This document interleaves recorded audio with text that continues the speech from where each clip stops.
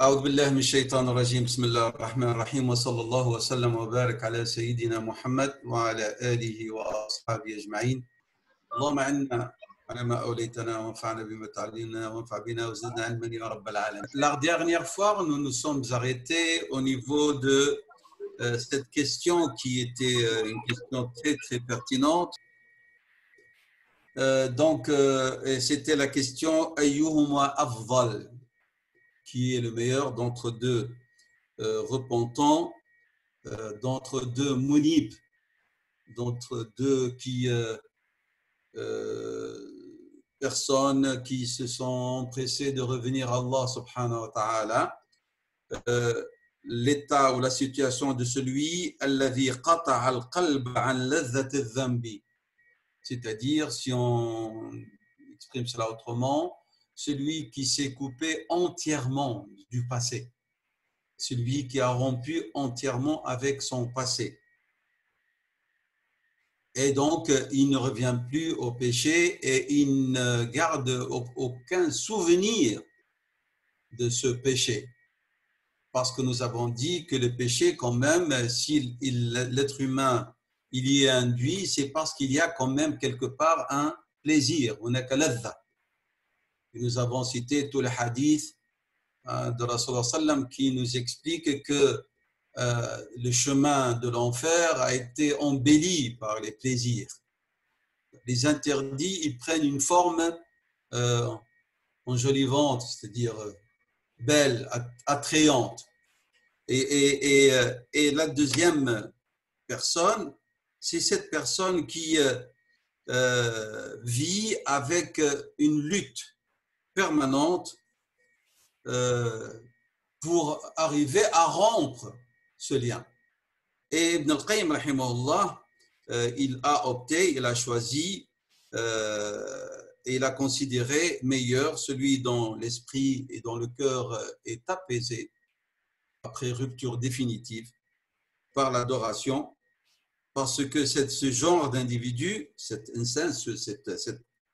personne, il sait dans quel état son cœur a-t-il atteint de quiétude, et donc il est en train de cheminer par la transcendance à des stations encore meilleures et plus excellentes. Car celui dont le cœur est apaisé, il est en paix, il est en quiétude, et il n'a pas de lutte à faire par rapport au passé, mais il est en train de lutter par rapport à sa progression, par rapport à la progression. Et il a mentionné que Sahib al-Dhambi, alladhi lam yaqta' al-ala'iqa bil-madi, celui qui n'a pas réussi à rompre tous les liens avec le passé, tajiduhu la yazalu mudtariban. Tu le vois, il est encore instable au niveau de sa foi, au niveau de son cheminement. Tandis que celui qui ne se retourne plus vers l'arrière, son chemin, il est clair. Il est en train d'avancer dans la droiture.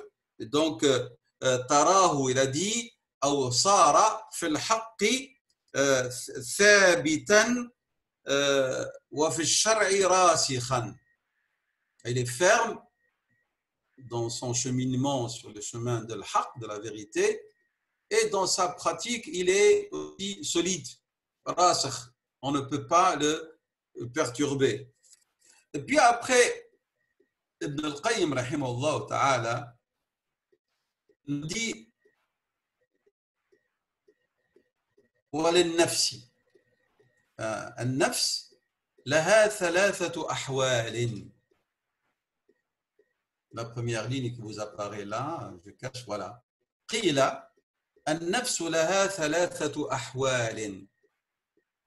Nafs, elle vit trois situations, trois états. الأمر بالذنب ثم اللوم عليه والندم منه ثم الطمأنينة إلى ربها والإقبال بكليتها عليه. Nous avons parlé de ça la dernière fois, mais comme ça, on ne part pas de rien, on lit ce que nous avons vu la dernière fois avec ce qui suit. Et donc, il dit وهذه الحال هذه أعلى أحوالها الطمأنينة إلى ربها والإقبال بكليته عليه, comme a dit Ibn al-Qayyim, c'est lui qui parle ici. Donc, il dit c'est l'état le plus élevé, le meilleur de أحوال النفس. Hein? Et après, ici, moi, j'aimerais bien, on va dire, diminuer, exprimer ça autrement. الحالة الأولى للنفس, c'est le حال où le shaitan, لعنه الله, Iblis, لعنه الله, c'est lui qui ordonne un nafs. C'est comme s'il a une emprise sur une nafs. C'est ça الحالة الأولى, الأمر بالذنب. النفس تأمر بالذنب, لماذا؟ Parce que le shaitan, لعنه الله, هو الذي تملكها.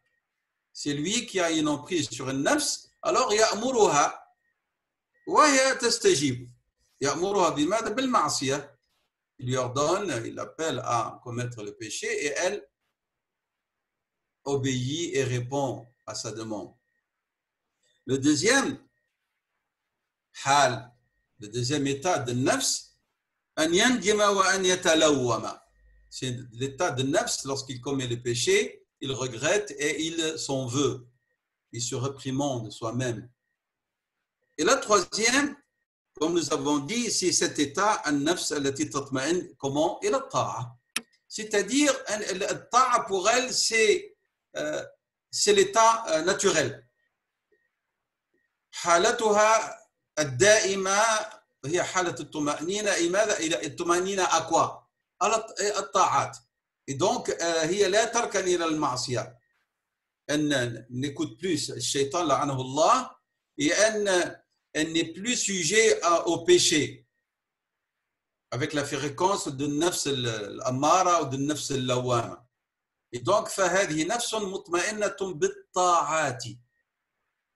Il ne va pas venir de rien, ce n'est pas du vide. Il y a quelque chose qui va donner lieu à cette itma'nan. وهي الطاعات. Hein? Donc, il va devenir parmi الراسخين في مقام الإيمان. الثابتين, ceux qui sont fermes dans la station de la foi. Et bien sûr, Ibn al-Qayyim, rahimahullah ta'ala, il affirme que ce rasikh son état de quiétude le préserve de l'état de lutte, mais pas lutte uniquement, parce que vous devez comprendre, lutte veut dire il y a de la difficulté, il y a de la mashaqqa. Donc, al-mujahidu li nafsihi huwa ya'ish huwa fi halati mashaqqa wa ta'ab. Et nous avons en face صاحب النفس المطمئنة الراسخ في الطاعة هو يعني يتعب في الطاعة وليس يتعب في المشقة في مشقة المجاهدة. C'est pas la même chose. Et bien que le mujahada, il est bien. Maintenant, la question qui se pose, est-ce que الذي اطمأن, celui qui est arrivé à l'état de tma'nan, est-ce qu'il va s'arrêter? Sa lutte s'arrête? Non. Sa lutte va être une lutte d'une autre sorte. هو يجاهد نفسه حتى لا تسقط في الرياء, حتى لا تسقط في العجب, حتى لا تسقط في الغرور, في الكبر. Donc vous voyez, il ne va plus lutter pour ne pas tomber dans le péché, mais c'est sa lutte va être une lutte de perfectionnement pour que son nafs et shaitan la'anahullah ne le leurre pas et ne le piège pas par ces entrées-là de l'ostentation, de la vanité, de l'orgueil. Vous voyez? Donc, mais حتى المطمئن هو سيجاهد. Sa lutte n'est pas achevée. Parce que l'insan, comme a dit Dieu, il a été créé fi kabad. On en travaille permanent et on lutte permanente.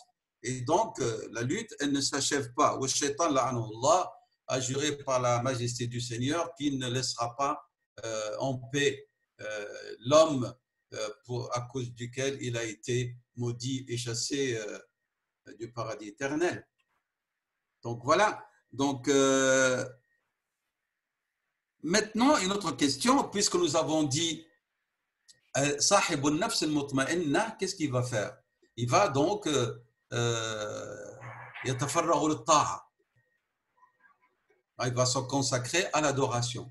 Simplement, ici, il y a une remarque que Ibn al-Qayyim rahimahullah nous avertit de lui prêter attention, surtout dans la somme originale du livre, Madarij Laysat Tahdhib, c'est que Laysat kullu ta'atin shaqqah hiya al-afdal. Parfois, on croit que lorsqu'on s'adonne à des adorations difficiles, fatigantes, c'est meilleur. Alors que non. Et ça, c'est une qa'ida que vous devez vraiment ne pas oublier. فليست كل عبادة شاقة هي الأكمل والأشمل والأتم. Si, il y a des actes d'adoration difficiles et fatigantes qui sont meilleurs que celles qui sont faciles, ça c'est clair. Mais ce n'est pas une règle. Ce n'est pas une règle permanente que l'adoration la plus difficile est la meilleure et la plus complète. Le prophète sallallahu alayhi wa sallam a été interrogé: quelle est la meilleure œuvre ou la meilleure des œuvres? Il a dit sallallahu alayhi wa sallam: imanun billahi. qila thumma ay? qala al-jihad fi sabilillah. Pourquoi notre prophète a dit que la meilleure des œuvres, c'est l'iman billah? Puis après, lorsqu'il lui a dit, et ensuite, il a dit al-jihad fi sabilillah. Pourquoi il n'a pas dit al-jihad fi sabilillah? Et al-jihad fi sabilillah, il est plus difficile. C'est une œuvre plus fatigante, plus difficile à supporter.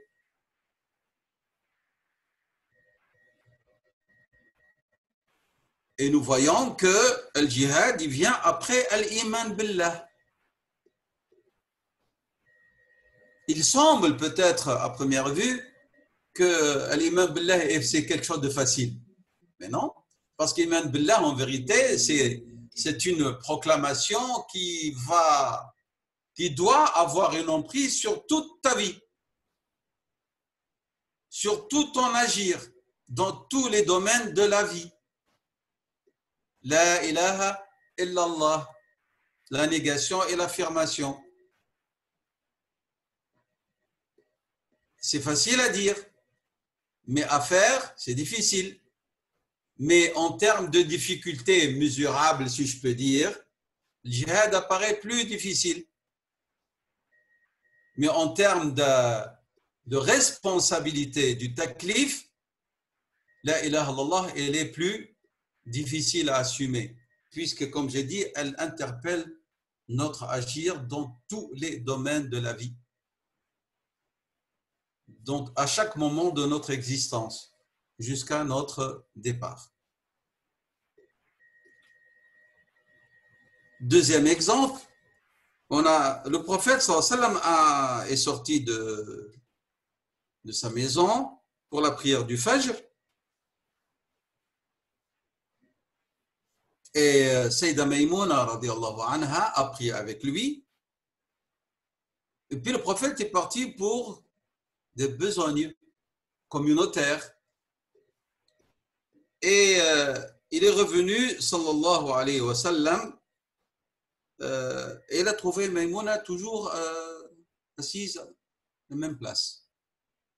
C'est-à-dire, elle était occupée à faire l'évocation d'Allah subhanahu wa ta'ala.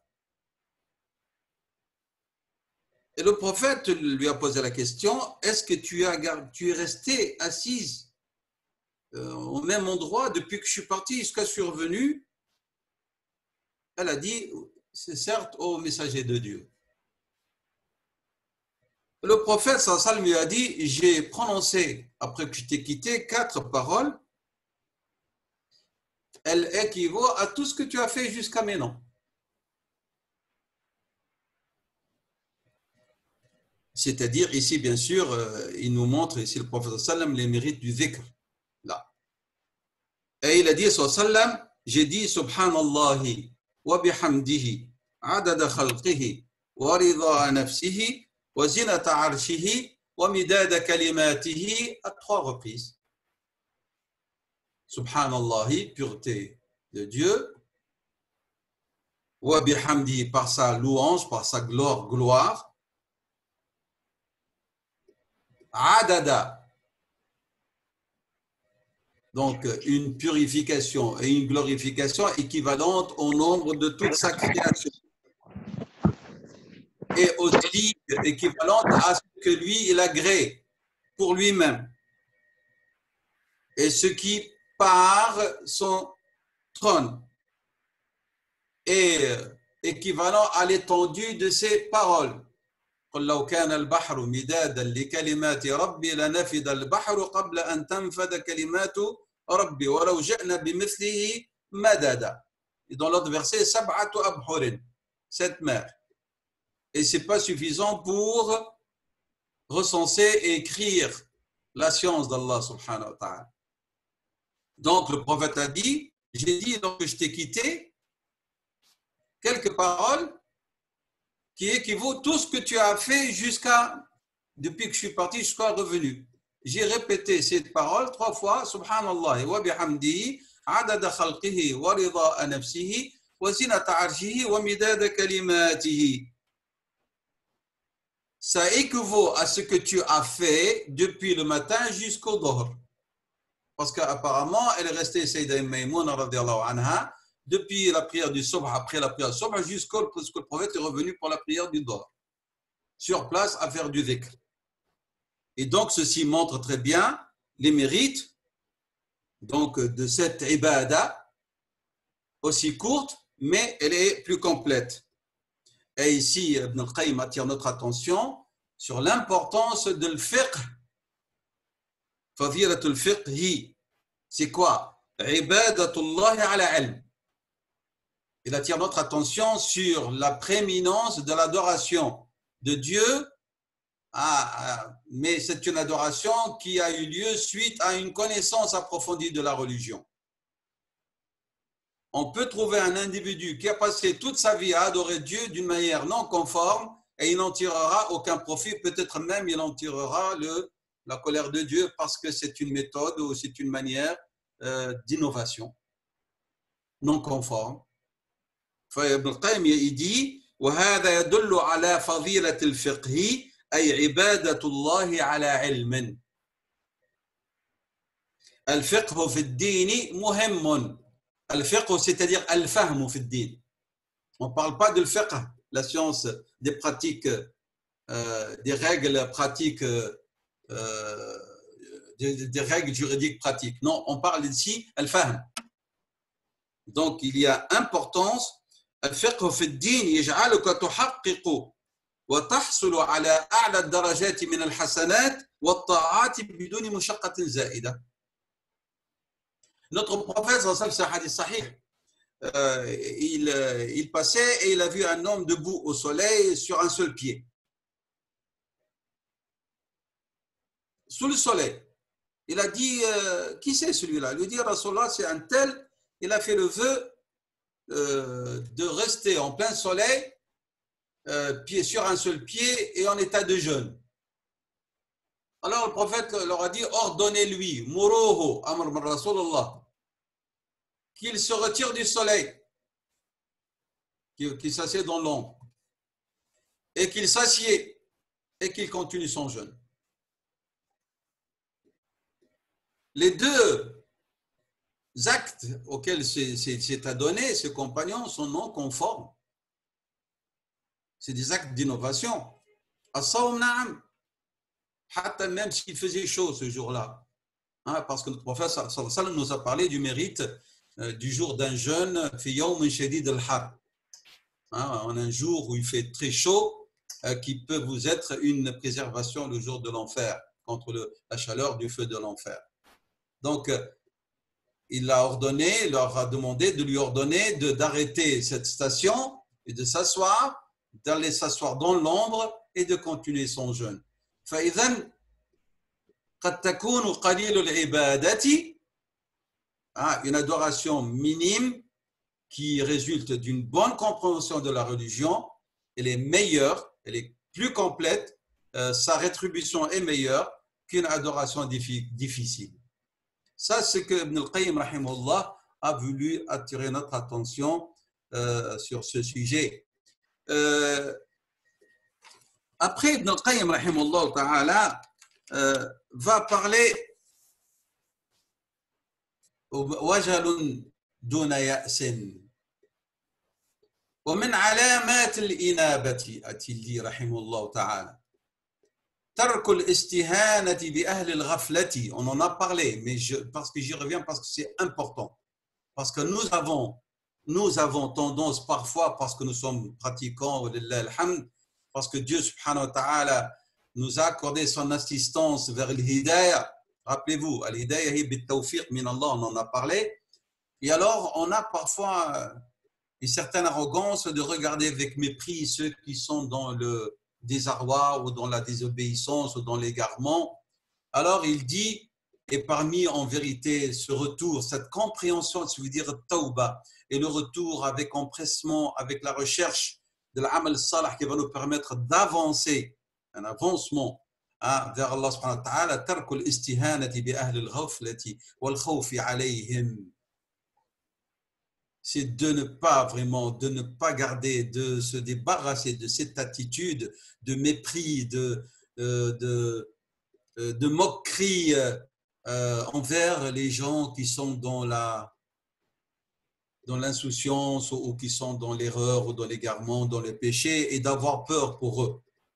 Comme Rasulullah sallam avait peur pour toute l'humanité et pour les croyants. Tout en étant peur pour eux, tu dois avoir peur pour toi-même aussi et garder l'espoir pour ton nafs. Ainsi, lorsque tu te soucies de toi-même aussi, parce que est-ce qu'il y a quelqu'un qui est sûr de son devenir? Non. C'est pour ça que nous ne cesserons jamais de demander à Dieu subhanahu wa ta'ala d'affirmer notre cœur sur sa foi, sur sa religion. Ya muqallib al-qulub, thabbit qulubana ala dinik. Le dua, on en a parlé. Et donc, et en même temps, wa takhsha ala ahli al-ghaflati. Et tu dois te soucier et t'inquiéter pour ces gens qui sont dans l'insouciance, de ce qui peut, la samhallah, leur arriver ou ce qu'ils peuvent encourir comme châtiment. Et tarzu lahum ar-rahmata, et tu leur souhaites la miséricorde. Et tu éprouves bien sûr cette peur, cette frayeur pour toi-même de subir peut-être la colère de Dieu subhanahu wa ta'ala.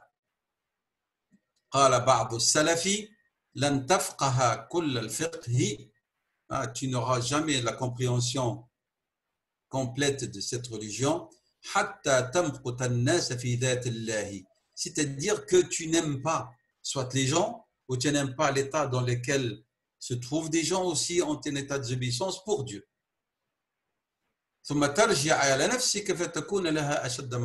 Et puis tu te retournes vers ton nafs et alors tu te comportes avec elle avec plus de rigueur, plus de dureté, si je peux dire, pour qu'elle. Et tu lui dis, si tu dois mépriser quelqu'un, méprise ta propre personne. Toi qui t'es égaré ou qui tu risques de t'égarer si tu tombes dans l'insouciance aussi. Donc, lorsqu'il est témoin, lorsque nous allons être témoins de l'essence même de l'humain, ce sont des gens, l'humain, il est incapable, il est faible. Il est muqassar. Il ne s'acquitte pas entièrement de ses devoirs. Ils sont négligents des droits d'Allah subhanahu wa ta'ala. Facilement, ils peuvent se retourner à autre qu'Allah subhanahu wa ta'ala. Ils peuvent vendre même le droit de Dieu subhanahu wa ta'ala بأبخس ثمن من هذه العاجل من هذا العاجل الفاني. Ils peuvent donner en contrepartie un prix dérisoire pour délaisser, se détourner du droit de Dieu pour acquérir un bien futile et illusoire de cette vie, de ce monde. Est-ce que notre prophète sallallahu alayhi wa sallam ne nous a pas parlé de celui qui vend son au-delà, sa part dans l'au-delà, pas même pour acquérir un certain bien-être à son profit dans ce bas monde, mais il dit Ils vont sa vie d'ici-bas et son au-delà pour que quelqu'un d'autre tire profit de cette vie d'ici-bas pour lui-même. Plus royaliste que les rois. هذا الحال التي laquelle peut arriver l'individu. Donc, donc il faut qu'il fasse attention de ne pas donc regarder avec mépris les autres. D'où la nécessité que le serviteur doit vraiment être en état de vigilance pour acquérir le plus possible de hasanat et de s'adonner au plus possible de ta'at et de ne pas mépriser la moindre des bonnes actions ni la moindre des ta'at. Pourquoi? Parce que nous l'avons dit la dernière fois et je le répète, parce que l'être humain, il est dans une course effrénée contre le temps.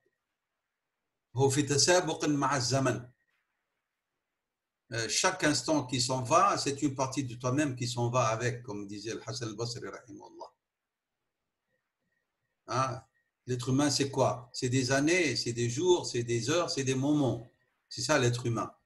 Alors, chaque moment, chaque instant qui s'en va, c'est une partie de toi qui s'en va aussi avec et qui ne reviendra qu'au jugement dernier. Elle sera soit en ta faveur, soit en ta défaveur.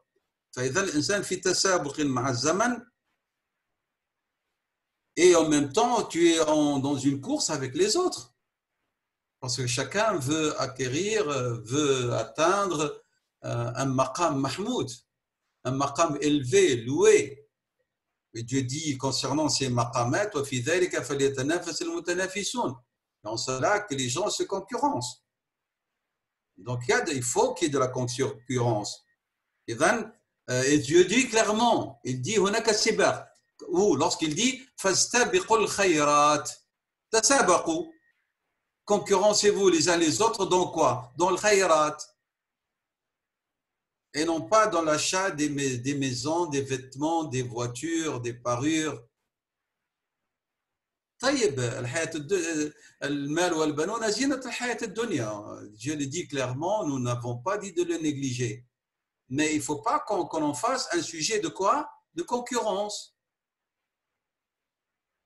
Ça, c'est un tazyin, comme Dieu dit dans la sourate Al-Hadid, ou sourate Ali Imran, زُيِّنَ لِلنَّاسِ حُبُّ الشَّهَوَاتِ. C'est une parure.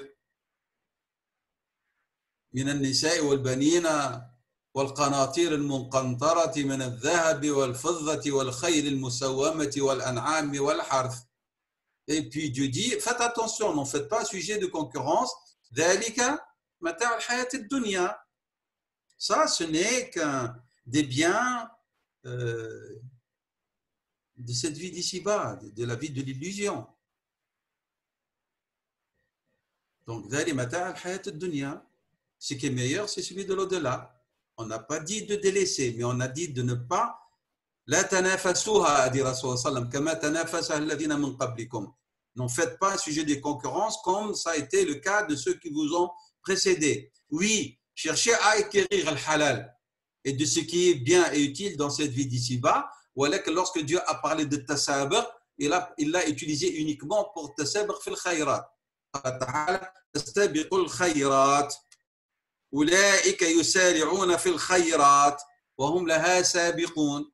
Regardez dans le Coran, chaque fois qu'il a parlé de course et de tasabur et de concurrence, il a parlé de tout ce qui est hasanat et de tout ce qui peut rapprocher de al-Jannah. Il nous a dit que les biens de cette vie d'ici-bas, ce sont des biens utiles. Mais il nous a dit, attention, il y a zina, parure. Mais il n'a jamais dit, tasabaqu min ajliha. Donc, ne faites pas dans vos rencontres, lorsque vous vous demandez les uns les autres des nouvelles, des uns des autres, ça va, dar, ou sayara, c'est la foire des autos, est-ce que vous êtes allé voir les nouvelles autos, vous n'allez pas changer d'automobile et tout. Ça, c'est des futilités, ce n'est pas des choses qui sont dans le domaine de ce qui est nécessaire, surtout au niveau de la foi. Donc, donc ce tu dois faire, c'est que tu dois rattraper ce que tu as perdu comme temps au niveau de l'acquisition des hasanat. Et donc, veille à ce que personne ne te devance dans l'au-delà. Et tu dois faire l'effort, il ne faut pas se sous-estimer. Donc, rentre dans ce qu'on appelle la question de l'estime de soi et de l'initiative et de l'ambition, l'himma. Et on viendra, il y a une manzila, maqam, que Ibn al-Qayyim a réservé à cette, il a appelé manzilatul himma, avoir de l'ambition et de l'initiative, et qui est en vérité un estime de soi, mais ici sur le plan spirituel. Mais aussi dans la vie de tous les jours, il faut avoir cette himma d'être parmi les premiers, les meilleurs, et surtout, et donc, le cheminement vers le-delà exige que l'on ait une himma aliya, une ambition élevée. Et la meilleure des exemples, c'est Rasulallah sallallahu alayhi wa sallam, malgré que Dieu lui a pardonné tout, et malgré ça, Rasulallah sallam, il était toute sa vie sahab himma dans les adorations d'Allah subhanahu wa ta'ala. Il profitait de chaque instant, même les moments les plus minimes, pour s'adonner à des œuvres nombreuses. Donc, je vais vous raconter, par exemple, le prophète sallallahu alayhi wa sallam, la prière a été annoncée dans sa mosquée, il s'avance pour tenir lieu comme imam de la Ummah, et puis subitement, il dit à ses compagnons, restez à vos places. Et il sort, avec précipitation des rangs, il rentre dans sa chambre, ses compagnons se tiennent avec respect, et quiétude et silence, et non pas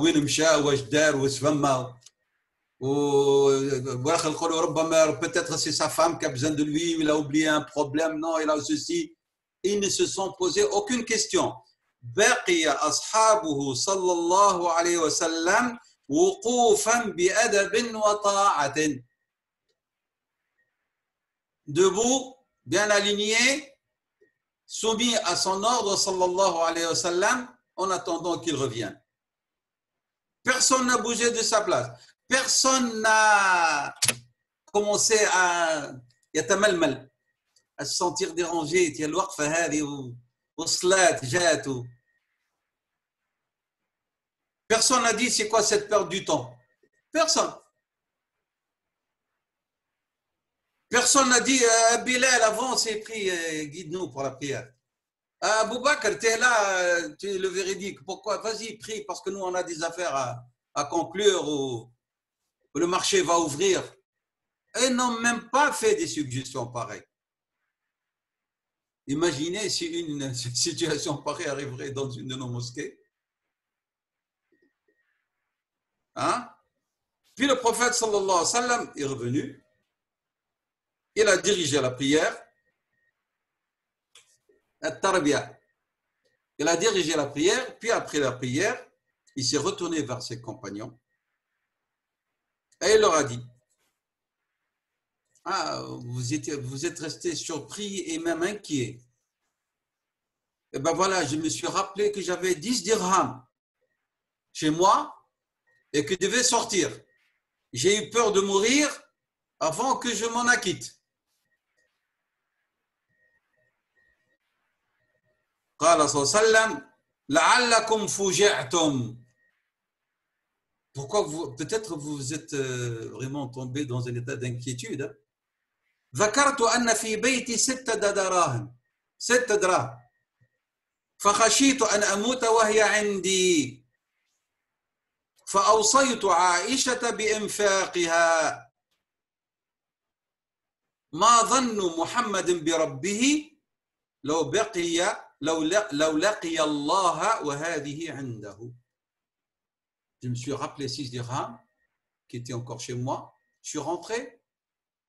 J'ai awsaytu, mon testament. J'ai délégué à Aïcha, wasiya. S'il m'arrive de mourir, tu dois les dépenser.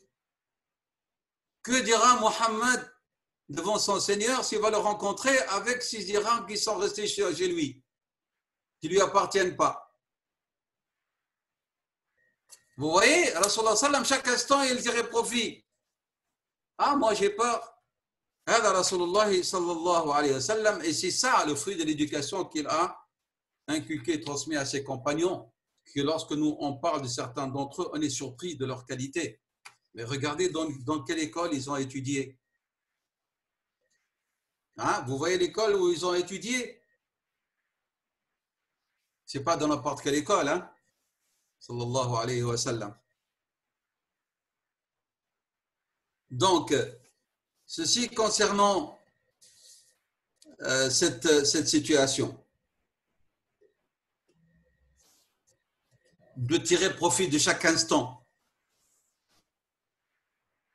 Donc, ce sentiment profond dans la manière dont on doit se comporter et traiter la notion du temps et gérer notre temps. La gérer avec le hasana et d'avoir du souci de ne pas perdre aucune hasana en chaque instant. C'était l'attitude de Rasulullah sallam partout. Lorsqu'ils sont partis pour Badr, les compagnons ont préféré que Rasulullah sallam monte. Il leur a dit: ما أنتم بأقوى مني على المشي وما أنتم بأحرص مني على الأجر. Vous n'êtes pas plus fort que moi, je sais que vous êtes aussi faible que moi pour marcher longtemps sous le soleil en plein désert. Mais ce n'est pas vous uniquement qui cherchez de gagner et de tirer profit de cette marche pour avoir des hasanat. Moi aussi, hein, hatana haris, moi aussi j'ai le hirs. J'ai ce désir ardent d'acquérir des hasanat. Donc le prophète sallam, il a dit cela le jour de Badr. Et il était avec 2 autres, il s'échangeait donc cette monture. Et c'était Marthad ibn Abi Marthad et Ali ibn Abi Talib. Et donc un qui montait, 2 autres qui marchaient. Alors, Ali et Sayyidina Ali et Sayyidina ibn Abi Marthad, ils ont dit, ils se sont mis d'accord, ils ont dit non, on va laisser Rasul sallam monter et nous on peut marcher.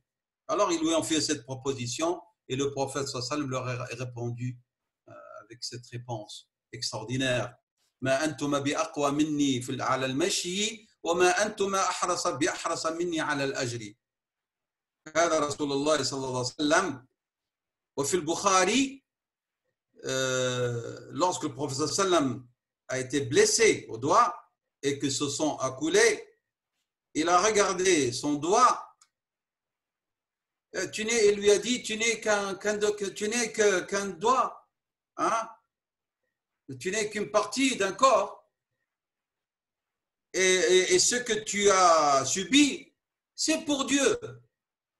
هل أنت إلا إصبع دميثة وفي سبيل الله ما لقيت. Tu n'es qu'une partie de moi.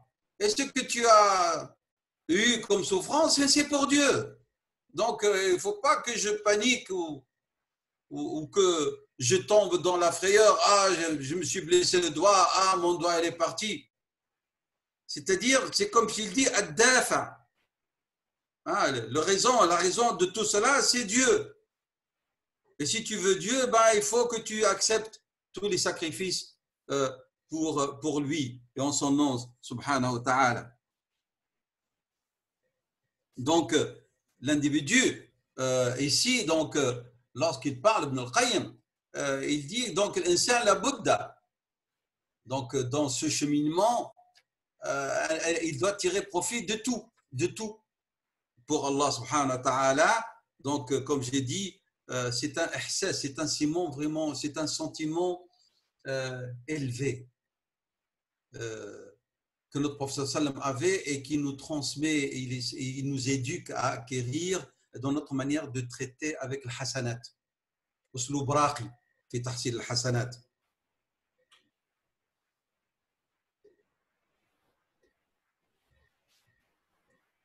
Parce que les biens terrestres, c'est pour ici. Tandis que le hasana, c'est ton trésor pour l'au-delà.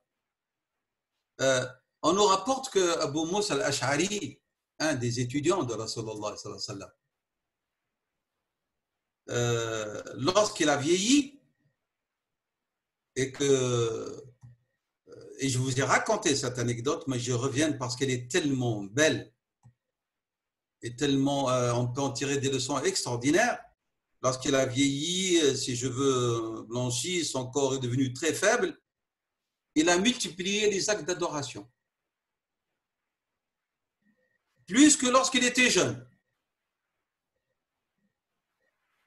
Et lorsqu'on l'a interrogé, il a dit, ben, le cheval, lorsqu'il est lancé dans une course, il va déployer toute son énergie dans la dernière ligne droite. Et moi, je suis à ma dernière ligne droite. C'est la fin de ma vie, c'est la dernière ligne droite. Il a dit, إن الخيل إذا أرسلت في السباق وقاربت منتهاها أفرغت كل ما عندها وقد قاربت منتهايا. C'est ainsi donc, il faudra vraiment, chacun d'entre nous doit comprendre l'importance de sa vie et du temps. Celui qui prend sa vie pour Dieu, bah, Allah subhanahu wa ta'ala lui a donné en contrepartie le Jannah. C'est ça le prix. Donc, الذي يبيع عمره إلى الله فإن ثمن ذلك هو الجنة.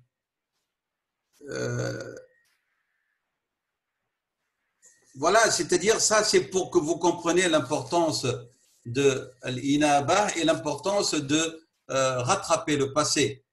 وإنما يستقيم الرجوع إليه. Donc, le vrai retour à Allah subhanahu wa ta'ala ne peut être un retour juste, correct. إلا بثلاثة أشياء. Il faut trois choses. الإياس من عملك. Tu ne dois pas considérer que tes œuvres vont te faire entrer au paradis. لأن الله سبحانه وتعالى, s'il appliquait avec nous la règle de la justice et il pesait nos actions par la pesée de l'équité et de la justice, aucun d'entre nous ne pourra y accéder à ce paradis éternel. Aucun. Aucun. فلو عاملنا سبحانه وتعالى, فلو حاسبنا سبحانه وتعالى, فلو وزن سبحانه وتعالى أعمالنا بميزان العدل ما دخل أحد منا الجنة. فإذا كان شيء notre prophète sallallahu alayhi wa sallam, et qu'est-ce que la valeur et les mérites de notre prophète sallallahu alayhi wa sallam, وما أدراك ما رسول الله sallallahu alayhi wa sallam, il a dit clairement que même lui, il n'aura accès au paradis que par la bonté d'Allah, que par sa miséricorde. Que dire de nous les faibles et les pécheurs? Et donc, فلا تغتر. Attention, ne te leurre pas et ne te crois pas digne du paradis parce que tu as fait ceci, parce que tu as prié, parce que tu as jeûné, parce que tu as accompli le hajj, parce que tu as acquitté ta zakat. Mais est-ce que tu as parfait tous ces actes d'adoration? Est-ce que tu les as purifiés réellement? Est-ce qu'elles sont purifiées réellement? من حظ النفس. حظ النفس, la part de ton nafs dans ton œuvre, c'est que, par exemple, la satisfaction qu'elle en tire pour se sentir meilleure que d'autres. Par exemple, meilleure que les pécheurs. Alors qu'on a vu que tu ne dois pas regarder avec mépris les pécheurs et tu dois accuser ton nafs. Et donc, il dit, il faut que tu désespères, tu pas sur tes œuvres. فتيأس من النجاة بعملك هنا وترى النجاة إنما هي برحمة الله تعالى وعمله وفضله. الحديث لله كما جاء في الصحيح عن النبي صلى الله عليه وسلم قال لن ينجي أحدا منكم عمله. Aucun d'entre vous ne sera sauvé grâce à ses œuvres, à ses actions. قالوا ولا أنت يا رسول الله. Même pas toi, ô messager de Dieu. قال ولا أنا. Il a répondu صلى الله عليه وسلم, même pas moi. إلا أن يتغمدني الله برحمة منه وفضل. Sauf si Dieu subhanahu wa ta'ala m'accordera, subhanahu wa ta'ala me submergera jusqu'à ce qu'il va me noyer dans sa miséricorde et son fazl. C'est ça qui va me protéger, me préserver. Ça, c'est la première. Deuxième élément important pour que l'inaba soit juste, que ce retour soit juste et authentique.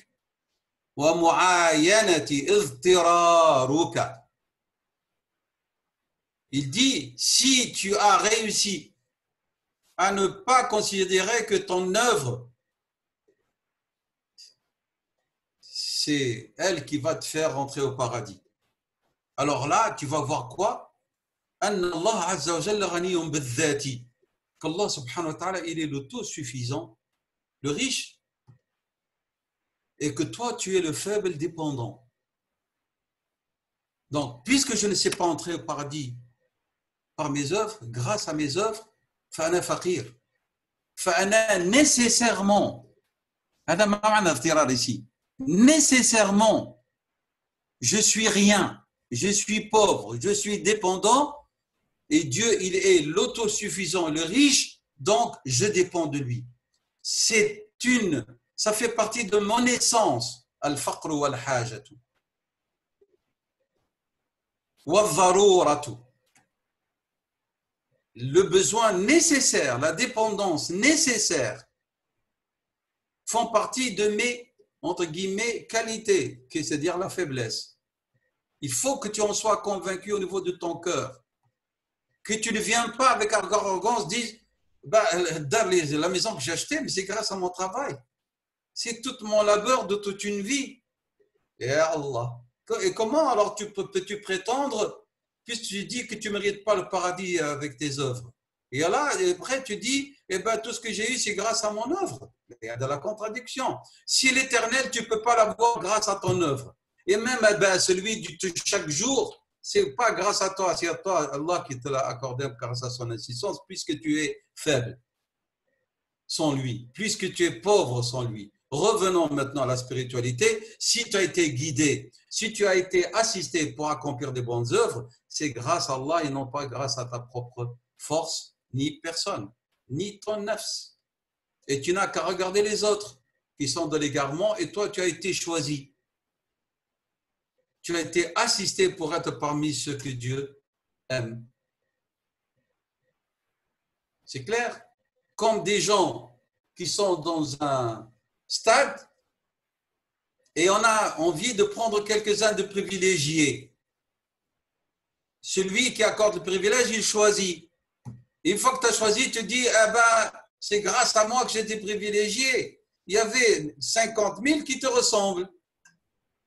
Et tu as été choisi. Donc, celui qui t'a accordé le privilège, pour qui le mérite et non pas à toi, Allah subhanahu wa ta'ala, c'est lui qui est la source de toute louange parce qu'il t'a privilégié. Et then, al-iyasu min amalika, et deuxièmement, wa mu'ayanatu dhtirarika, que tu le vois par la vue de ton cœur. المعاينة أن تراه عين اليقين حق اليقين avec certitude, sans aucun doute que tu es rien sans Dieu, que tu es là, ton besoin est nécessaire.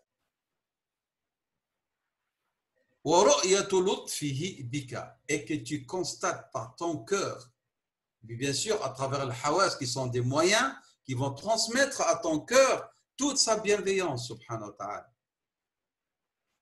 Al-lutfu huwa la bienveillance. Wal-lutfullahi, c'est une bienveillance subtile que beaucoup de gens ne sentent pas parce qu'ils croient que la bienveillance, c'est quelque chose de matériel. Et s'il ne lui a pas accordé la stabilité financière, familiale, affective, alors il considère qu'il n'est pas sous l'utf. Mais non, Al-Tafullah subhanahu wa ta'ala a des formes différentes. Même si tu es éprouvé, l'utfuhu, c'est que tu es moins éprouvé, ou que ton épreuve elle est moindre que celle qui a subi une grosse et grande épreuve. Et si toutes les épreuves du monde tu en es englouti par amour, ben rappelle-toi qu'il y a un bienfait immense et qui équivaut à toutes ces épreuves si tu as la foi. أكبر نعمة هي نعمة الإيمان والهداية. أكبر نعمة. Et donc, قال هنا والفقر والحاجة والضرورة وصف ذاتي للعبد. C'est un wasf vraiment propre à l'être humain. C'est qu'il est faqir wa muhtaj par nécessité.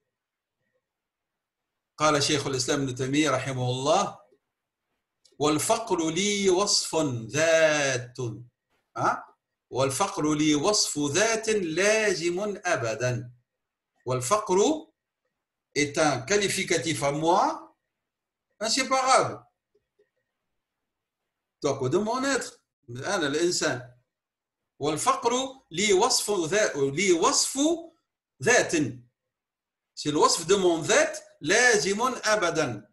كما الغنى أبدا وصف له ذاتي. Comme la richesse, l'autosuffisance est un wasf à lui, subhanahu wa ta'ala. Dieu, il a ce wasf-là, ce qualificatif. Et ça, c'est le qualificatif de l'humain. أن الله غني أبدا وأن العبد فقير أبدا وصف له لازم أبدا الفقر. Donc, le serviteur, il doit, après tout cela, se retourner et regarder avec l'œil, les yeux de son cœur, Al-Tafullahi subhanahu wa ta'ala. ويعلم أن كل ما هو فيه وما يرجوه وما تقدم له لطف من الله به. Et il sache que ce qu'il vit, ce qu'il espère, ce qu'il a eu et ce qu'il attend, c'est un lutf d'Allah, c'est une bienveillance de la part de Dieu et une gratification de sa part, subhanahu wa ta'ala. Et c'est une amende qu'il a accordée à son serviteur sans raison, sans justification. وصدقة تصدق بها عليه بلا سبب منه. Parfois, tu n'as rien fait de méritant pour que tu puisses avoir cette bienveillance et Dieu t'accorde cela, subhanahu wa ta'ala. Ou si tu compares la quantité et la qualité de ce que tu as accompli, tu dis, mais je ne le mérite pas en vérité. Ce que j'ai, je ne le mérite pas. Cette bienveillance, cette quiétude, cette paix, cette stabilité familiale, cette stabilité affective, en vérité, je ne le mérite pas si je compare à mes négligences, à mes états d'insouciance, à mes actes qui ne sont pas aussi importants pour que Dieu me gratifie de tel et tel bienfait. Il dit إذ هو المحسن سبحانه بالسبب وبالمسبب. C'est Dieu qui t'a gratifié du moyen et de la conséquence, du résultat du moyen. هو الذي سبحانه وتعالى أعطاك إحسانا منه par bonté السبب والمسبب. السبب هو la cause. والمسبب c'est ce qui en résulte. والأمر له سبحانه وتعالى من قبل ومن بعد. Tout revient vers lui avant et après. Subhanahu wa ta'ala. Pourquoi? Parce qu'il est le premier. son début. Et le dernier, sans fin. La ilaha ghayruh wa la rabba siwah. Subhanahu wa ta'ala. نسأله تعالى أن يغفر لنا تقصيرنا وأن يعيننا على أن نتدارك هذا العجز وقلة العمل وأن يعيننا على تطهير النوايا وأن يرحمنا برحمته وأن يشملنا بإلطافه والله أعلم وصلى الله وسلم وبارك على سيدنا محمد وعلى آله وأصحابه أجمعين. Après la pause, Inch'Allah, nous reviendrons avec l'analyse et le commentaire de la 8e station, la station de la remémoration, الذكر منزلة التذكر, se remémorer. Inch'Allah ta'ala wa barakallahu fikum ya tout à l'heure. بسم الله الرحمن الرحيم والصلاة والسلام على خاتم الأنبياء والمرسلين سيدنا محمد صلى الله عليه وعلى آله وأصحابه أجمعين. Une nouvelle manzila, une nouvelle station من منازل مدارج السالكين لابن القيم رحمه الله تعالى, منزلة التذكر. Et il dit donc la station de la remémoration. ليس الذكر, c'est pas le rappel. ثم ينزل القلب منزل التذكر وهو قرين الإنابة. Et donc il dit le cœur, il va descendre dans la station de la remémoration, qui est une station inséparable, qarin, inséparable de l'inaba, de la station de l'empressement, du retour vers Allah subhanahu wa ta'ala. Et il prend comme, bien sûr, argument, comme vous avez maintenant pris l'habitude de connaître la méthodologie d'Ibn al-Qayyim rahimahullah, c'est lorsqu'il avance une information, il la confirme par le Coran ou la Sunna de Rasulullah sallallahu alayhi wa sallam. Mais en vérité, ce qu'il avance, ce sont ses déductions, ses réflexions, ses méditations sur le Saint-Coran. Et alors, il nous cite le verset قوله تعالى وما يتذكر إلا من ينيب, la sourate Raf, le verset 3, et d'autres versets كقوله تعالى تبصرة وذكرى لكل عبد منيب وهو من خواص أولي الألباب. Et dit, cette qualité fait partie des qualités propres aux gens sensés. Comme Dieu le dit, subhanahu wa ta'ala, إنما يتذكر أولو الألباب. وقال تعالى وما يذكر إلا أولو الألباب. Donc ça, ce sont les arguments. Et donc lorsqu'on parle de tadhakkur, en vérité, tadhakkur, c'est à l'opposé de l'oubli, de nisyan. ضده, son opposé, al-nisyan, l'oubli. Alors, de quoi il s'agit? Il dit, si nous analysons ce que Ibn al-Qayyim nous dit, il nous dit que at-tadhakkur, c'est حضور الصورة المذكورة العلمية في القلب. C'est l'image de la chose dont vous vous remémorez. Et vous voulez vous souvenir de votre cœur. Donc, ce n'est pas uniquement quelque chose d'abstrait, mais il dit هو حضور الصورة المذكور. Donc, il y a une image réelle dans le cœur de ce que vous citez. Ou dans le cœur, il dit. Si je résume tout ce qu'il avance ici. Donc, التذكر, c'est à l'opposé de النسيان, de l'oubli. وهو حضور صورة المذكور العلمية, du point de vue connaissance réelle. C'est une image, mais une image متاع معرفة, متاع معرفة. Où va être ce lieu de حضور الصورة العلمية, القلب. Et il dit que Dieu, lorsqu'on veut regarder, lorsqu'il parle de tadhakkur, il a choisi un bina, de point de vue grammatical et tout, tafa'ala. Pourquoi il a dit tafa'ala? Il dit parce qu'il va avoir lieu, il va être acquis après un certain moment, après une gradation. Le tadhakkar ne vient pas tout de suite. Paf, j'ai tadhakkar. Vous allez تذكر الشيء أما أن تتذكره بكما وصف comme il l'a décrit. Il dit هذا يأتي بالتدرج. Ceci va être acquis avec gradation et petit à petit comme التعلم. Est-ce que du jour au lendemain vous allez devenir alim? Ou vous allez dire je suis muta'allim? Non. Que dire lorsque vous allez prétendre et que vous allez dire je suis devenu mu'allim? C'est encore plus.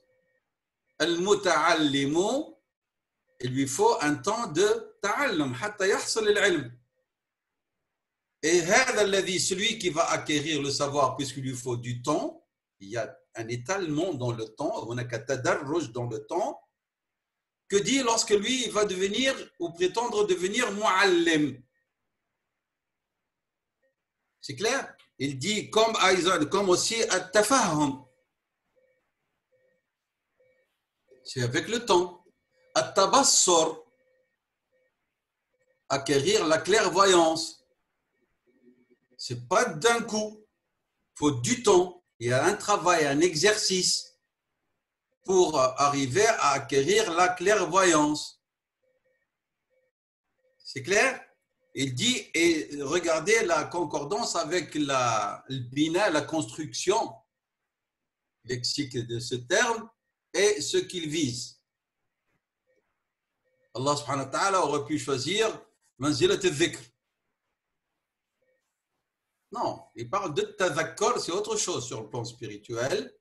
C'est que tu vas réussir après un certain temps à ce que l'image du sujet de ton tadhakkar, on va dire, devient permanente dans le cœur.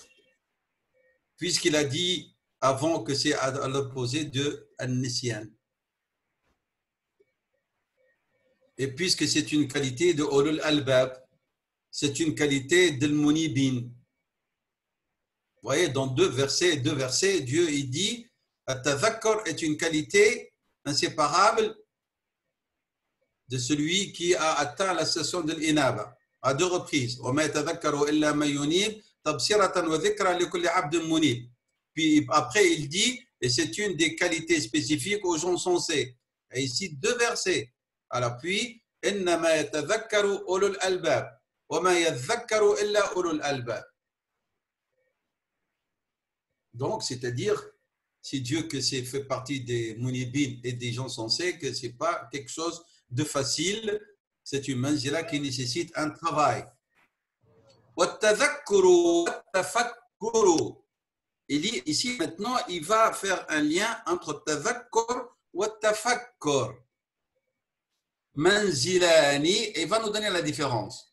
Manzilani yuthmirani anwa' al-ma'arif. Si l'individu arrive à acquérir la station de tadhakkur, la remémoration, et à tafakkur, la réflexion, eh bien, qu'est-ce qui va en résulter? Il dit toutes sortes de connaissances. Ben, il n'y a pas toujours ma'arif al-qalbiyya. Et wa haqaq al-iman wal ihsan. Et les vérités profondes, ce que veut dire l'iman, ce que veut dire l'excellence. Wal-'arifu la yazalu ya'udu bi tafakkurihi ala tadhakkurihi. Et celui qui a acquis le degré de l'arif, le vrai connaisseur d'Allah subhanahu wa ta'ala, qu'est-ce qui va se passer? Il va avoir un travail qui s'enchaîne. Yatafakkar wa yatadhakkar, yatafakkar wa yatadhakkar. Al-fikra devient dhikra. Dhikra a été issu d'une fikra. Il réfléchit et hop, l'image, elle est là, permanente dans le cœur. Il dit فَإِذَنْ هُنَاكَ عَوْدٌ. Une reprise l'un à l'autre. Il dit لا يزال يعود بتفكره على تذكره وبتذكره على تفكره حتى يفتح قفل قلبه حتى يفتح قفل قلبه بإذن الفتاح العليم. Jusqu'à ce que le cadenas de son cœur va être ouvert par la grâce et la permission du Fattah, l'omniscient subhanahu wa ta'ala. قال الحسن البصري رحمه الله تعالى ما زال أهل العلم, les gens de la science, de la vraie science, ils ne cessent quoi? De revenir sur leur réflexion par la remémoration et par leur remémoration vers la réflexion jusqu'à وَيُنَاطِقُونَ الْقُلُوبَ حَتَّى نَطَقَتْ, et ils insistent à ce que leur cœur réagisse jusqu'à ce que leur cœur ont réagi et ont parlé. Hein? C'est une belle parole. ما زال أهل العلم يعودون بالتذكر على التفكر وبالتفكر على التذكر ويناطقون القلوب حتى نطقت. Jusqu'à ce qu'ils font tout pour faire parler leur cœur, jusqu'à ce que leur cœur réagisse et parle.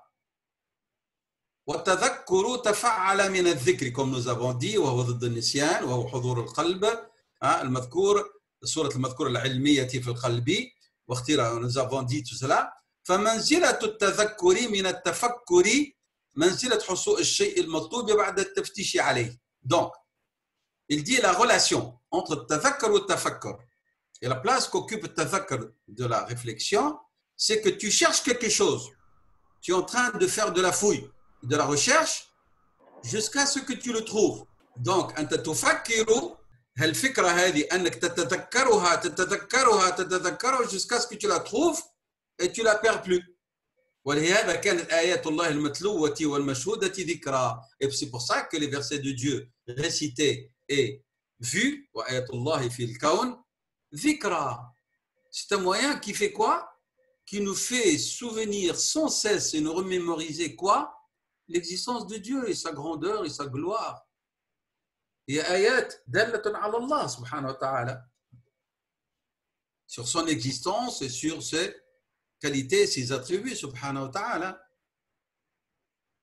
Ainsi, parmi ayatullah qui résulte de notre tafakkur puis tadhakkar, qawluhu ta'ala وَلَقَدْ آتَيْنَا مُوسَى الْهُدَى وَأَوْرَثْنَا بَنِي إِسْرَائِيلَ الْكِتَابَ هُدًى وَذِكْرَى لِأُولِي الْأَلْبَابِ. Donc, il nous explique ici التبصرة آلة البصر. التبصرة, c'est l'outil, l'instrument de la vision. والتذكرة, c'est آلة الذكر, c'est le moyen par lequel vient l'évocation, le rappel. وقرن بينهما, et Dieu il a fait que تبصرة وذكرى, dans le verset précédent, il les a groupés tous les deux. Pourquoi? Pour les gens du souvenir et du retour rapide à Allah subhanahu wa ta'ala. وجعلهما لأهل الإنابة. لأن العبد, car le serviteur, lorsqu'il revient à Allah subhanahu wa ta'ala avec empressement, absara. Pourquoi est-ce qu'il est revenu en empressement? Parce qu'il a vu. مواقع الآيات والعبر. Il a vu les signes de Dieu et les leçons et les paraboles. C'est pour ça qu'il s'est empressé. لو أنه لم يبصر لما عاد بسرعة. Il aurait traîné. ولكن لأنه أبصر الآيات والعبر فعاد بسرعة إلى الله تعالى فاستدل بها على ما هي آيات له. Alors Dieu les a utilisés comme moyen pour indiquer ces signes.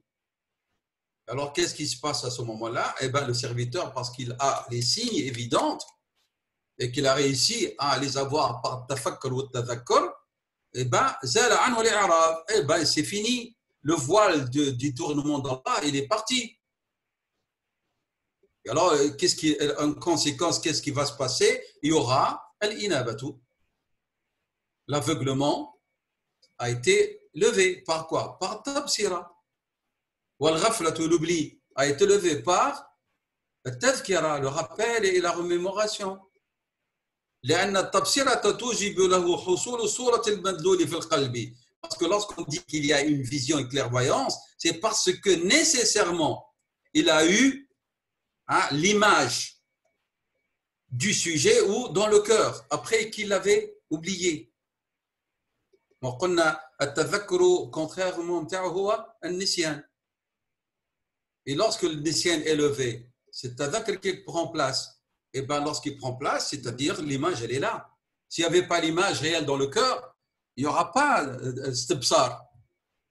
Il n'y aura pas. يبقى القلب في عمى والعياذ بالله. والنفس تتبع هذا العمى. Donc il dit فَتَرْتِيبُ الْمَنَازِلِ الثَّلَاثَةِ أَحْسَنَ تَرْتِيب. Donc il y a un ordonnancement qui est le meilleur. ثم إن كلاهما كلا منها يمد صاحبهم ويقويه ويعتبره. Et le fait de devoir donner ces trois éléments, c'est quoi? Il nous a parlé de التبصرة التذكرة الذكر. Et tout cela, leurs conséquences sur l'inab. Il dit tout cela, il donne à la personne une force. Et bien sûr, ça donne ses fruits dans le cœur et les effets sur le cœur. قال تعالى, en parlant ici de ces signes qui doivent servir de tabsira pour les gens sensés, les signes mashhouda, vus. وكم أهلكنا قبلهم من قرن هم أشد منهم بطشا فنقبوا في البلاد فهل من محيص إن في ذلك لذكرى لمن كان له قلب أو ألقى السمع وهو شهيد. C'est pas uniquement les outils, les hawas, les sens. Il dit ici celui qui a un cœur. Un cœur, qu'est-ce qui est arrivé à ce cœur-là? أنه حصلت فيه صورة المدلول. هذا هو القلب. القلب المستبصر. القلب الذي حصلت فيه الذكرى. وقلنا هنا الذكرى حضور صورة المذكور العلمية في القلب. فهمنا؟ C'est clair? Alors, Ibn al-Qayyim rahimahullah, il dit la remémoration, action de se remettre en mémoire, rappel et remise en mémoire d'un souvenir, c'est-à-dire le souvenir d'Allah subhanahu wa ta'ala. L'évocation, toujours on parle d'Allah, renouer avec lui pour qu'il prenne la place qui lui revient de droit dans le cœur et dans le souvenir de son serviteur. Ça, c'est lorsqu'on veut parler de tadhakkar. Vous pouvez répéter. Je vais répéter, Inch'Allah. Merci, merci. En résumé de tout ce que j'ai expliqué directement du livre, voilà qu'est-ce qu'on peut tirer comme résumé, comme fikra asasiya, pour qu'on comprenne ma ma'na tadhakkar. Il dit la remémoration, c'est action de se remettre en mémoire. C'est le rappel et la remise en mémoire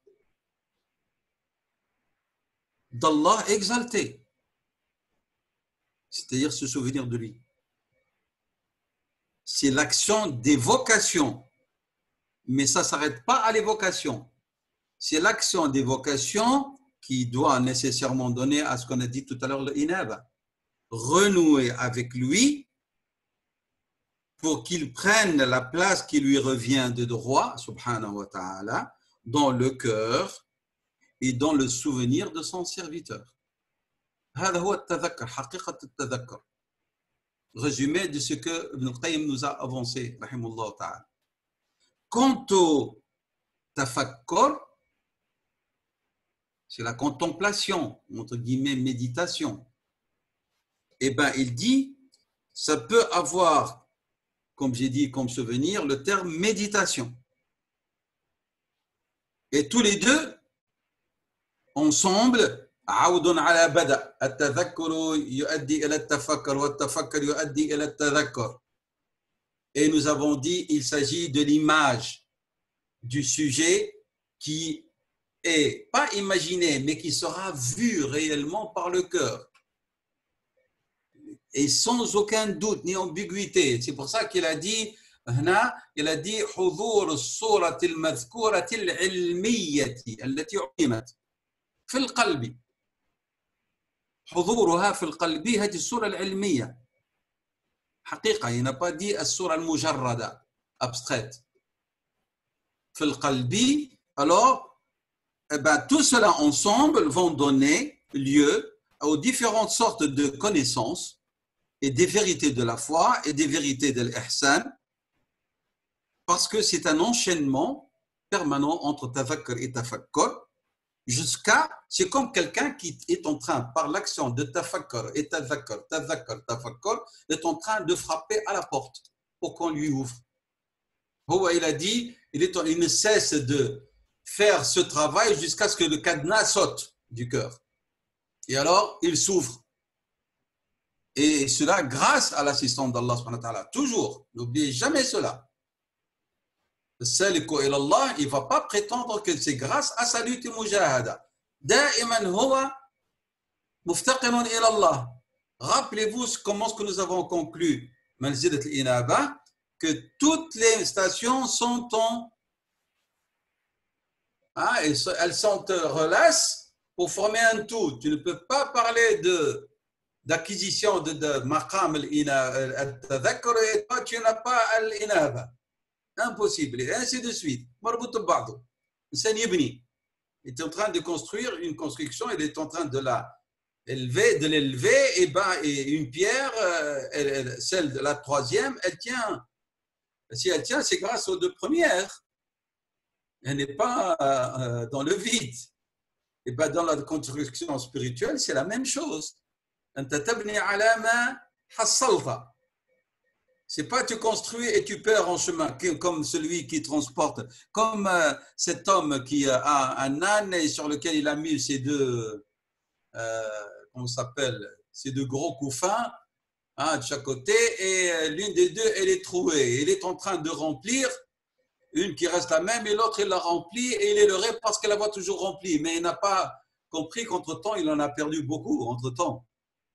Donc, non, ce qui est acquis doit rester acquis. Donc, manzilat al-tafakkur ou al-tadhakkur sont en relation étroite. Et il dit, manzilat al-tadhakkuri min al-tafakkuri, la place que tient lieu al-tadhakkur, la remémoration de la contemplation, c'est la place de quelqu'un qui cherche quelque chose. Et puis il l'acquiert. Je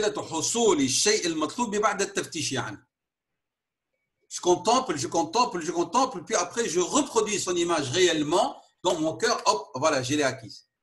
Ma contemplation, c'est une recherche. Une fois acquise, elle est implantée dans le cœur, c'est ça le maqam al-tadhakkur. C'est clair? J'espère que c'est clair cette explication. Bien.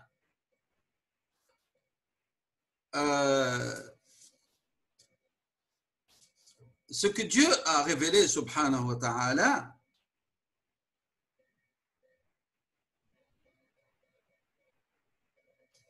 ce qu'il veut, ce ne sont pas uniquement nos membres, nos instincts. Dieu, subhanahu wa ta'ala, il veut plus que ça. Il veut, subhanahu wa ta'ala, le cœur de son serviteur.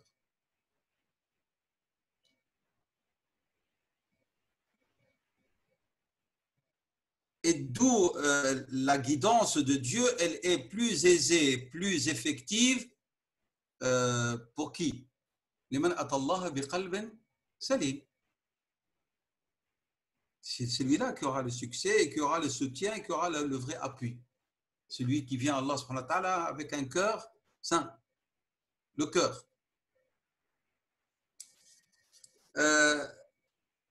Ibn al-Qayyim nous explique que at-tafakkur, c'est quelque chose au début, même s'il y a un sujet que nous voyons, mais l'action de tafakkur, c'est quelque chose d'abstrait. Dans le langage, on va dire philosophique, on dit at-tafakkur adami. Adami, c'est-à-dire sur quelque chose qui n'est pas toujours réel. Non, nous parlons au niveau de son acquisition dans le cœur. Adami. Parce que tu réfléchis sur quelque chose qui est dans ton esprit, Même si le sujet il est là, mais tu vas le reproduire sous forme de réflexion dans ton esprit. C'est pour ça qu'on a dit, point de vue existentiel, si je peux dire, il est adami. Il n'est pas concret. Mais lorsque tu enchaînes après ce tafakkur, b'tadhakkar, il y a un risque que la transition de la réflexion, de la contemplation vers la remémoration, il y a un risque où il va y avoir un moment de vide, de flottement, si je peux dire, d'oubli, tarafla, au niveau du cœur, toujours il pas. Et alors, lorsque tu as le sursaut de ta tadhakkur réel et que tu fais le travail pour implanter cette image dans ton cœur,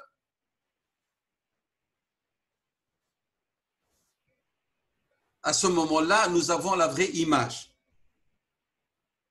Et alors, ça devient une action, on dit wujudi, une action concrète du sujet de la contemplation. Le sujet de la contemplation était abstrait, mais pour qu'il y ait cette transition de passage vers tadhakkur et que ça devient une image réelle dans le cœur, réelle et certainement issue d'une connaissance, il y a un risque, tarafla, perte de vigilance. Mais lorsqu'il y a insistance dans le travail de tadhakkur, à ce moment-là, vraiment, tu as produit une action concrète en opposition avec la première, on va dire fi'lun wujudi.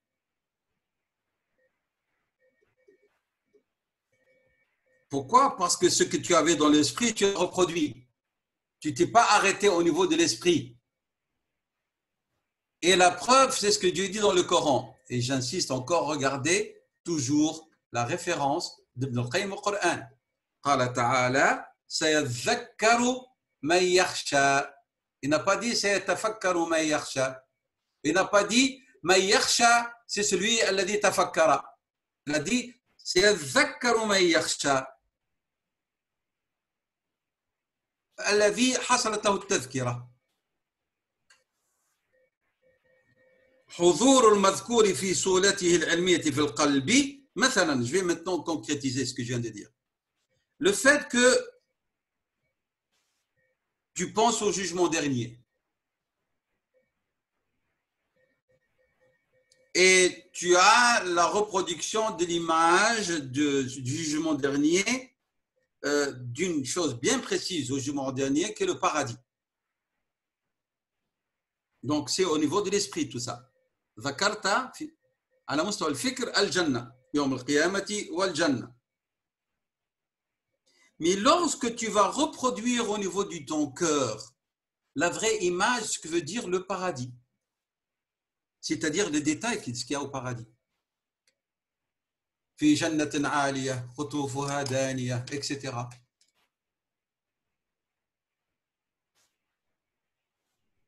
Là, tu es en train d'utiliser l'outil pour avoir le fikra au niveau de l'esprit,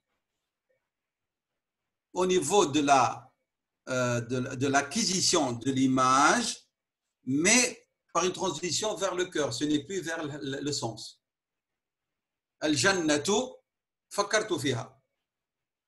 ولكن كيف هي الجنة؟ ماذا في الجنة؟ Et tu commences à reproduire cette image de ce qu'il y a dans le Jannah. هذا يسمى تذكر.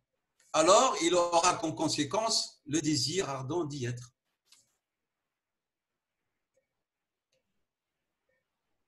Il y a une différence entre أنك تفكر في الجنة وتذكر الجنة. فكرت فيها كفكرة. Mais تذكرها comme image ancrée dans le cœur, ça a un autre effet. Et tu reprends ça, par exemple, pour le feu de l'enfer. النار. نعم. النار في الفكر. ولكن كيف هي النار? Et qu'est-ce qu'ils vont endurer les gens de l'enfer? Endurer du châtiment. Et tu reproduis ces états-là qu'ont reproduit les compagnons. Lorsque l'un d'entre eux récite un verset, il est bouleversé lorsque Dieu parle du Jahannam. Lui, il a réalisé maqam al-tadhakkar. L'image réelle de Jannah, elle est dans son cœur. C'est clair? Bien, je vais m'expliquer. On utilise l'outil de la vision, le basar. Nous sommes d'accord? Pour regarder les signes d'Allah dans la création, et cela va nous permettre de passer du regard de ce signe matériel, qui sont les signes de la création, vers autre chose. C'est la grandeur d'Allah à travers sa création. Je ne me suis pas arrêté au niveau de Al-Basar. J'ai passé d'Al-Basar vers autre chose. J'ai vu Al-Ajjar, j'ai vu Al-Anhar, j'ai vu telle créature. C'est un signe de la création de Dieu. Mais lorsque je commence à réfléchir sur autre chose, la grandeur de Dieu qui a créé ce signe, ça ne s'appelle pas Basar, ça s'appelle Tabassur. Fi'l, Tabassur. C'est-à-dire, je suis en train de tirer profit de Alat al-Basar vers une clairvoyance autre que celle de la vision, qui est Tabassur al-Qalb. De quoi? De la grandeur de Dieu. C'est clair ça? Est-ce que c'est clair, Naïla? Maintenant, reprenons al-fikr wa al-dhikr. Al-fikr, al-tafakkuru wa al-tadhakkuru. Al-fikra, elle est abstraite. Mais c'est ça, les idées sont abstraites. Mais on est parti de quelque chose qu'on a vu. On a utilisé l'outil, par exemple le regard, pour voir ces images, ces signes qui vont être sujets de réflexion. Oui, mais après, je dois aller plus loin. Après avoir vu, je dois réfléchir maintenant sur ce que j'ai vu. Et en réfléchissant sur ce que j'ai vu, qui sont les signes d'Allah, je suis toujours au stade de l'abstrait. Lorsque je vais maintenant passer vers autre chose, sur le sujet de ma réflexion, regard avec l'outil, qui est par exemple la vue, et puis qui est devenu sujet de contemplation, un regard plus approfondi.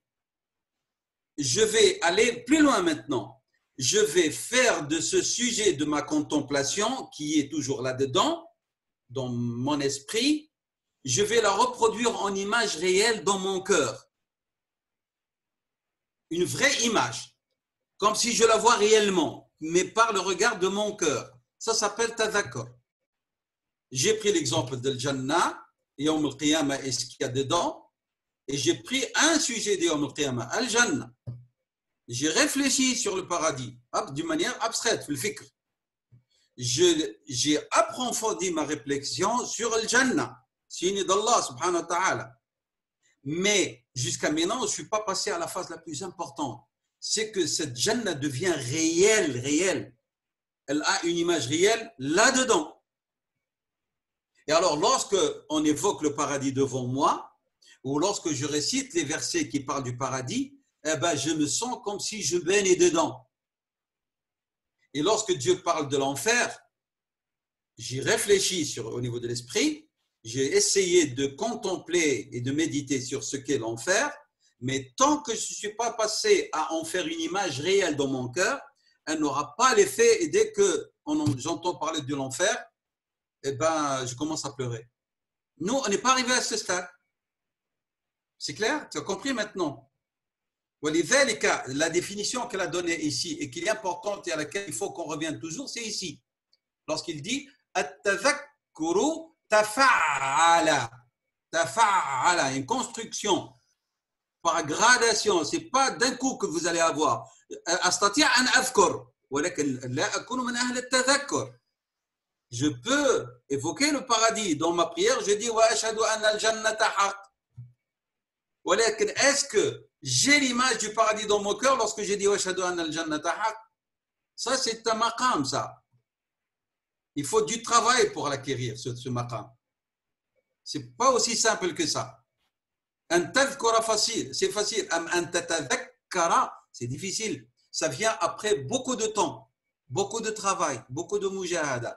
فلذلك هو قال والتذكر تفعل من الذكر وهو ضد النسيان وهو quoi حضور, présence de l'image, de l'évoquer, l'image réelle telle qu'elle est sûre, réelle, il y a une science réelle de cette image. Où au niveau du cœur, في القلب. C'est le mouche في الذهن. في الذهن, c'est facile. Allez, prenons toutes les vérités de l'islam. حقائق التشريع. الإيمان بالله كفكرة, nous l'avons tous. ولكن la présence de la foi en Dieu, est-ce qu'elle est les mêmes dans tous les cœurs? Telle qu'elle est reproduite, je veux dire. Ce sont des faits réels. En faisant abstraction de l'image de Dieu, parce que Dieu n'a pas d'image, subhanahu wa ta'ala. Nous sommes d'accord? En faisant abstraction d'imaginer l'essence de Dieu. Mais Dieu, image dans le sens présence réelle, est-ce qu'elle est la même chez tout le monde? Pas du tout. L'enfer, est-ce qu'elle est la même? Comment est-ce qu'on imagine cette image dans le cœur? Non. Et ainsi de suite. فإذا هذا مقام, il n'est pas un maqam simple. Hein? Ce n'est pas un maqam facile. واضح هذا الكلام؟ Donc ici, Dieu dit subhanahu wa ta'ala أفلم ينظروا إلى السماء فوقهم كيف بنيناها وزيناها وما لها من فروج والأرض مددناها الآيات jusqu'à قوله تعالى تبصرة لكل عبد منيب. تبصرة, il n'a pas dit إبصار فقط, il a dit تبصرة. C'est clair? Ici, il y a une belle subtilité que je vais évoquer, si vous voulez bien.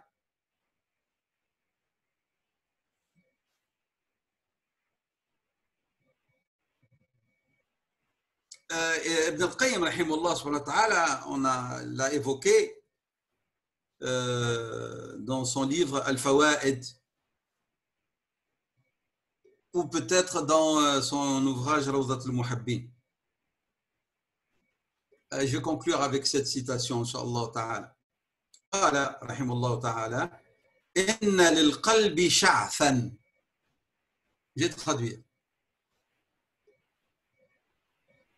لا يلمه إلا الإقبال على الله وإن في القلب وحشة لا يزيلها إلا أنس بالله وإن في القلوب حزنا لا يذهبه إلا سرور بمعرفة الله ومعاملته وإن في القلب قلقا لا يسكنه إلا فرار إلى الله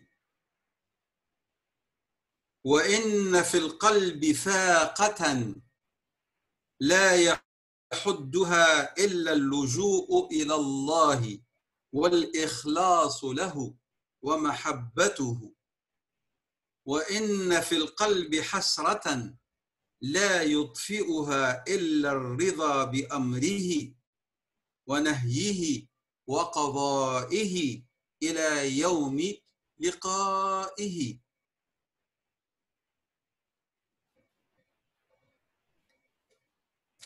Il a, avec cette citation qui est très très belle, mais très très profonde, on va dire, résumer ce que veut dire tadhakkur.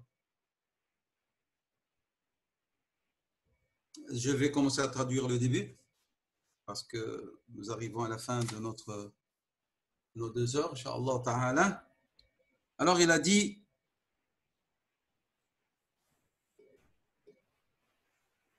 dans le cœur, le shaf, comme vous le savez, c'est des cheveux shafan, hérissés, ébouriffés, mais on prend ici le sens figuré.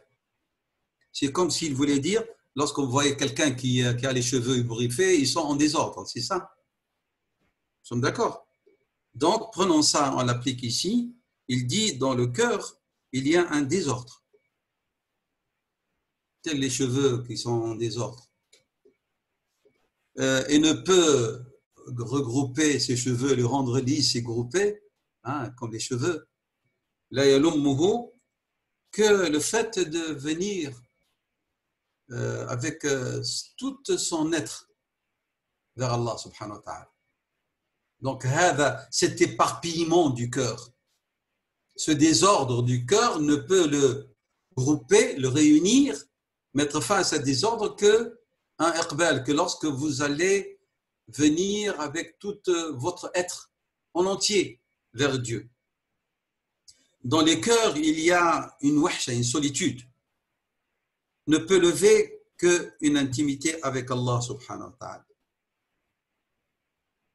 Dans les cœurs, il y a une tristesse que ne peut lever que la joie de la connaissance de Dieu.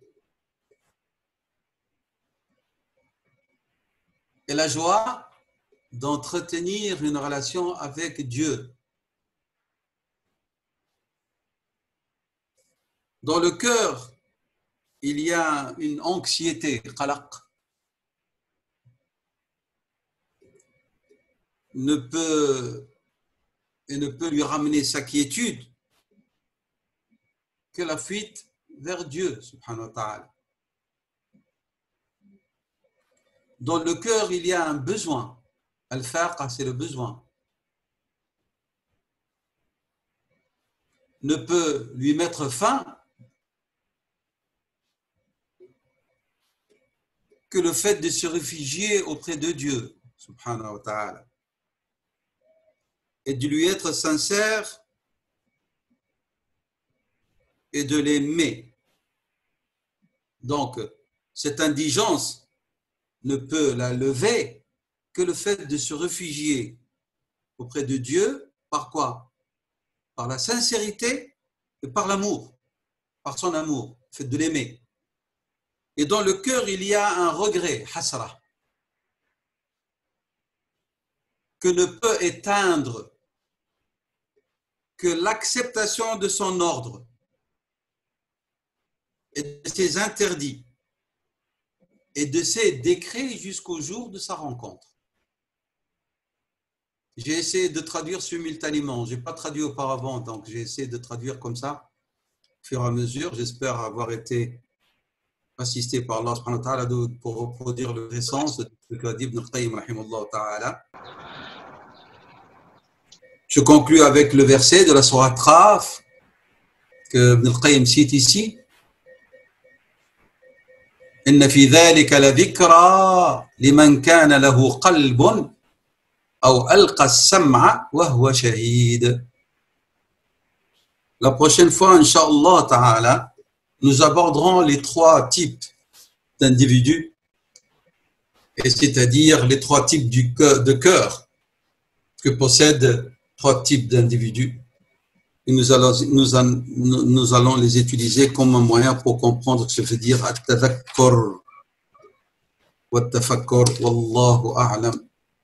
وإن وفقت فذلك من فضل الله تعالى وإن أخطأت وأسأل تعالى أن يتجاوز لي عن خطئي ونسياني. اللهم صل وسلم وبارك على سيدنا محمد وعلى آل سيدنا محمد كما صليت ورحمت وباركت على سيدنا إبراهيم وعلى آل سيدنا إبراهيم في العالمين إنك حميد مجيد. اللهم إنا نسألك موجبات رحمتك وعزائم مغفرتك ونعوذ بك من عذابك والنار. اللهم إنا نسألك أن تجعلنا من أهل طاعتك وأن تتقبلنا في جناتك وفي محض عفوك ورضوانك يا رب العالمين. اللهم ارفع عنا هذا البلاء وارفع عنا هذا الوباء واحفظنا وعن صالح المسلمين. بارك لنا في أزواجنا وفي أولادنا وفي أحبابنا وفي أهلينا وارحم والدينا ووالدي والدينا ومن له فضل علينا ومن أوصانا بالدعاء. اللهم اشف جميع مرضى المسلمين وفك أسرة جميع المظلومين وحول حالنا وحال المسلمين إلى أحسن حال. اللهم إنا نسألك أن تختم لنا بخير عمل وأن تجعل ثوابه الجنة. اللهم أرنا الحق حقا وارزقنا اتباعه وأرنا الباطل باطلا وارزقنا اجتنابه. اللهم كن لنا وليا ونصيرا وهاديا ومعينا ولا حول ولا قوة إلا بك. نسألك أن تختم لنا بلا إله إلا الله محمد رسول الله عليها نحيا وعليها نموت وبها وعليها نبعث إن شاء الله. سبحان ربك رب العزة عما يصفون وسلام على المرسلين والحمد لله رب العالمين وبارك الله فيكم.